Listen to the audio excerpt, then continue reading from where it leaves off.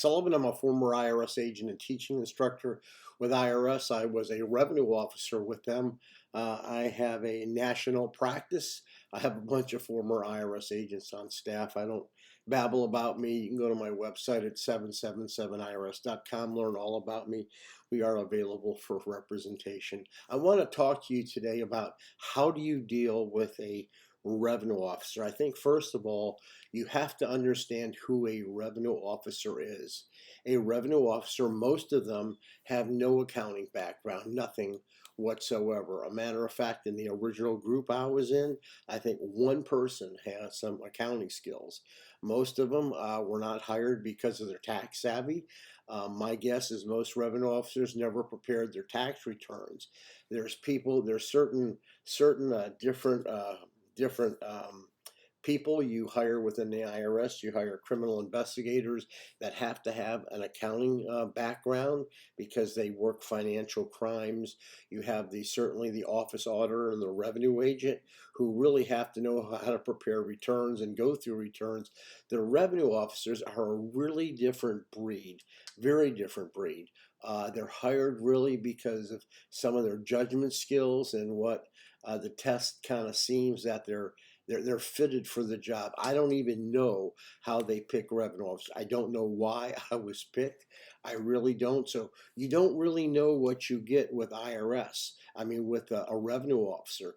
Some of them have a great deal of skills, others don't. So just so you know, you're not working with a seasoned accountant, a person who can read financial statements. Some do it very well. They're all over the place. For me, I never prepared a tax return. When I started, I never did any accounting or auditing, nothing. You actually learn on the job because it's a different job.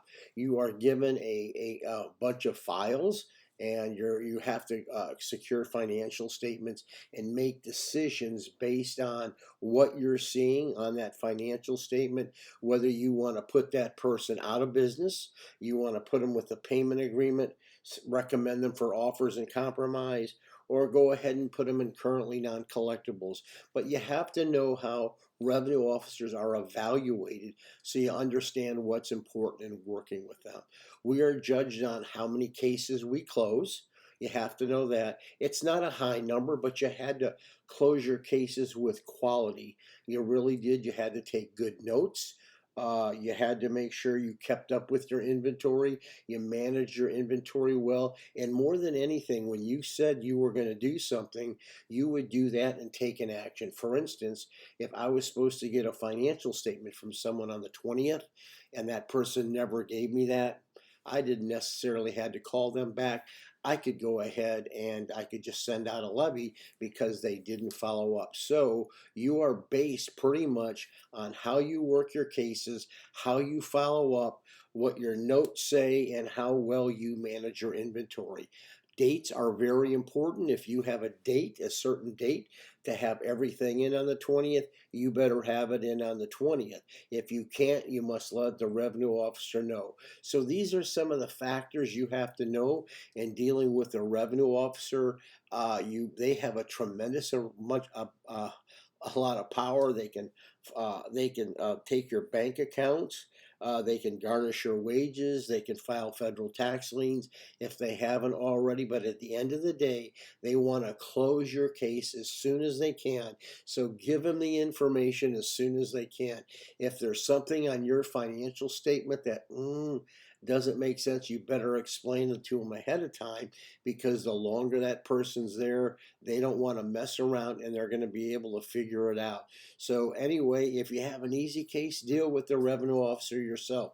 If you don't, you better hire somebody like me, a former agent, because we know exactly what we're doing.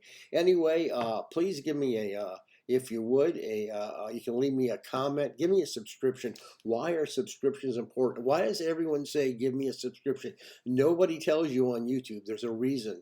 When you get more subscriptions, YouTube they think that person has value. And that's really the case. So I would appreciate one. You can ask me questions if you want to email me.